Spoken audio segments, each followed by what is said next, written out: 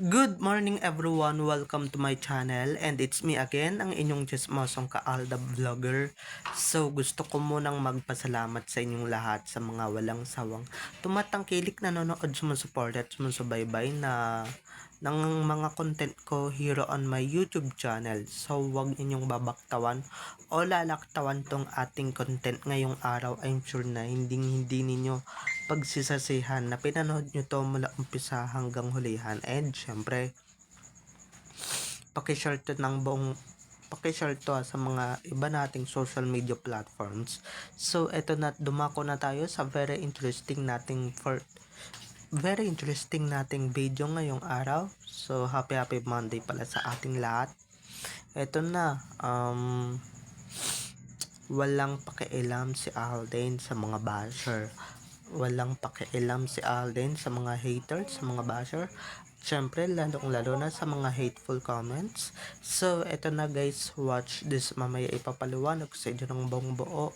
So, eto na guys, watch this. Sup, haters? At kung nakita nyo na ngayong recaps, once again si TTO sa mga admins. So, dumako na tayo sa ating main topic for today's video. Walang pakialam si Alden sa mga basher. Wala siyang pakialam, deadma lang siya. Syempre siguro guys, pag kami mga ganot hindi na binabasa ni Alden yung mga basher, no? Lalong-lalo na yung mga taong perfect na akala mo naman napaka-sexy ng mga katawan, 'di ba?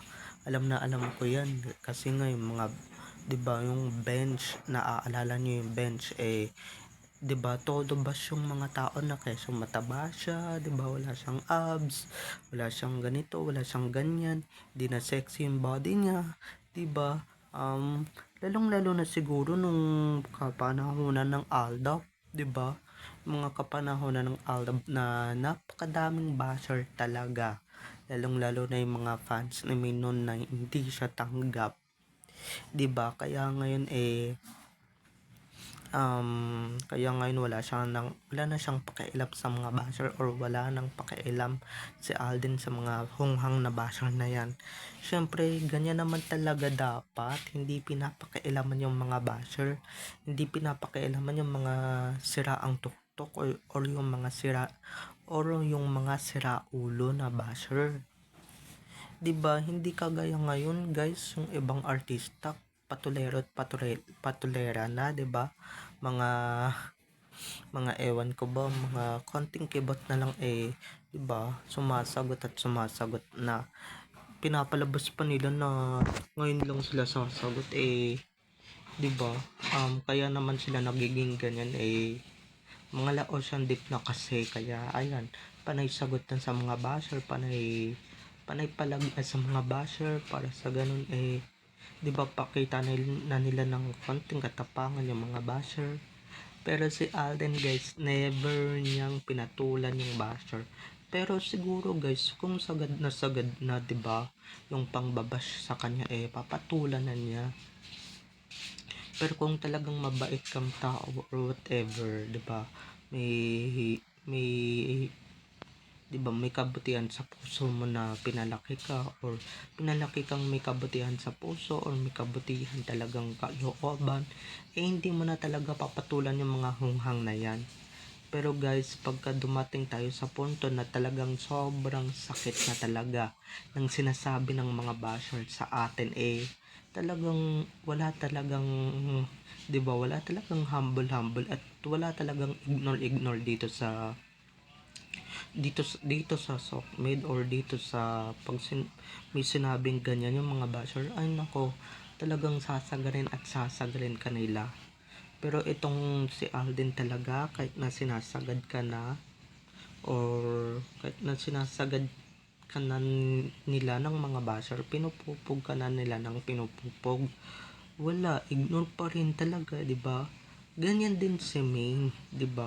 Ini-ignore din ni Main talaga yung mga basher, and syempre yung mga hateful comments, 'di ba? Mas mabuti na nga lang talaga na hindi na lang talaga magbasa ng social media, at hindi na lang talaga SOCMED pagka talaga may mga ganon. Pero guys, pag nakakapikon na talaga yung mga bash or may mga nakakapikon ng comments, may mga hateful comments na,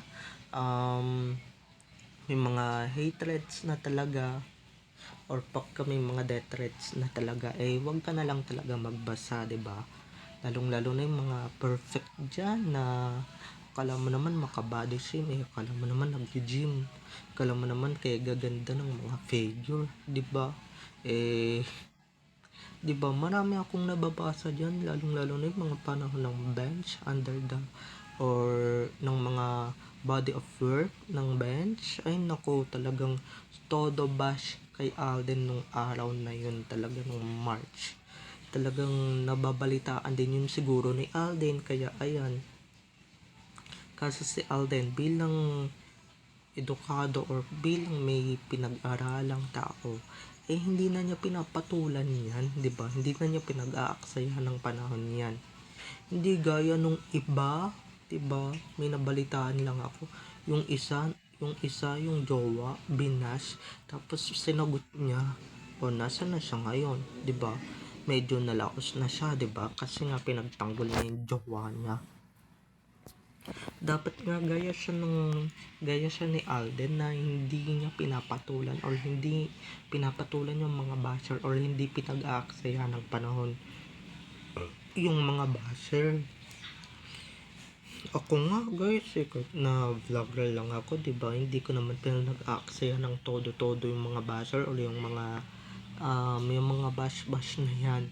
Kasi nga yung mga yan, wala nang magawa sa buhay yan, so ba't pa natin papatulan or ba't pa nila papatulan, 'di ba? Di nagsasayang lang sila ng mga um, panahon, oras nila lang, lalong lalo na yung mga laway nila, 'di ba? Inaaksaya lang natin yung mga laway natin, yung oras natin, yung mga panahon natin, 'di ba? Pero talaga pagka hateful na talaga, yung sobrang hate na talaga yung sinabi sa atin, talagang may kalalagyan yung mga yan. Pero pagka 'di ba, mild lang yan. Pero 'di ba, ito dapat talaga yung kahangaan na kahit anong ng mga basher, 'di ba, kahit anong tira na or kahit anong tirador na ng mga basher sa kanya, hindi pa rin niya pinapatulan. He just remain humble, 'di ba? Hindi niya pinapatulan, hindi niya pinapansin, ini-ignore niya lang or binubura niya na lang talaga yung mga comments, 'di ba? Kasi alam naman ni Alden na talagang more engaging talaga yung mga basher na yan, 'di ba? Lalong lalo na sa kanyang SOCMED accounts na talagang nakikita ko talaga sa Twitter, sa Instagram na todo bash sa kanya.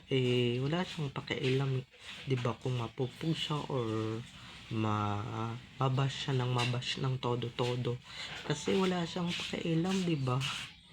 Ganyan talaga si Alden, lalong lalo naman si Ming, guys, 'di ba? Doon niya siguro naman na yung or 'di ba, even noon pa naman hindi pa siya nagiging si Alden ng Aldab, hindi na niya pinapansin yung mga bakla issue na yan, yung mga ganyan issue na yan.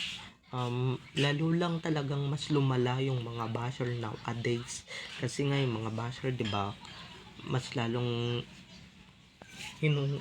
binonggahan or inano yung panghuhusga, mas lalong mas lalo nilang pinalevel up ang panghuhusga nila, na akala mo naman talagang walang tinatapakan ng mga tao, 'di ba? Akala nila sa mga artista ay robot, 'di ba? Hindi nasasaktan, hindi walang damdamin. Kaya ayan, todo bash, todo hateful comments, 'di ba? Todo ganito, todo ganyan, todo hate, 'di ba? Todo spreading ng hate, pero hindi naman nila alam deep inside, nakakasakit na sila sa mga nakakasakit na sila ng mga taong nakakasakit na sila sa mga taong nakakasakit na sila ng mga damdamin ng mga tao. Diba? Um, hindi yung, hindi yung mga ganon, diba? Na ako, guys,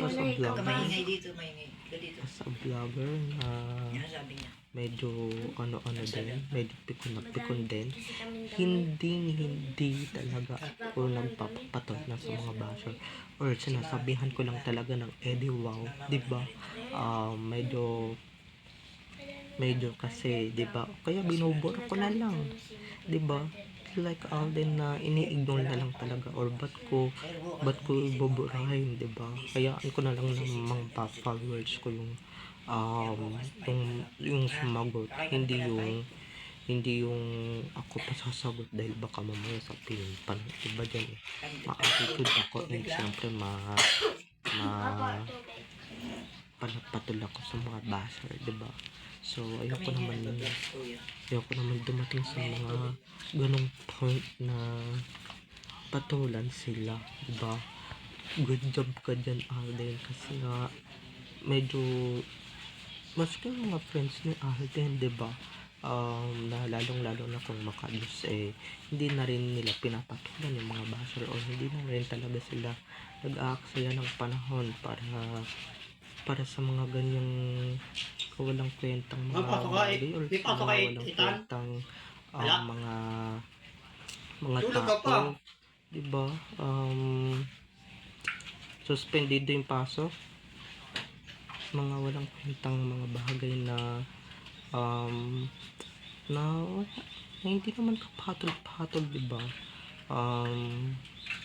Wala talaga ganyan na talaga. So mas mabuti na lang talagang i-ignore mo na lang sila, i-block mo na lang sila, or burahin mo na lang yung mga comments nila. Ganun na lang talaga, diba? Hindi yung papatulan mo pa para lang may pagtanggol yung jowa mong binash ng todo noon. So, alam niyo na kung sino yon, okay? So, bye-bye na mga ka-ADN. I love you all. Have a nice day. Keep safe and God bless everyone. So, don't forget to subscribe to my YouTube channel. And syempre, huwag ninyong kakalimutan na i-click ang notification bell para sa ganon ma-notify kayo sa mga susunod ko pang i-upload na mga videos tungkol kina Main at Alden, and syempre tungkol sa kanilang mga buhay-buhay inside or outside man yan sa showbiz. So bye-bye na mga ka-ADN. I love you all. Have a nice day. Keep safe and God bless. And sasabihin ko lang sa mga basher, wala akong pakialam sa inyo. So i-bash nyo pa ako ng i-bash, okay? So bye-bye na mga ka-ADN. I love you all. Happy Monday everyone. Bye-bye.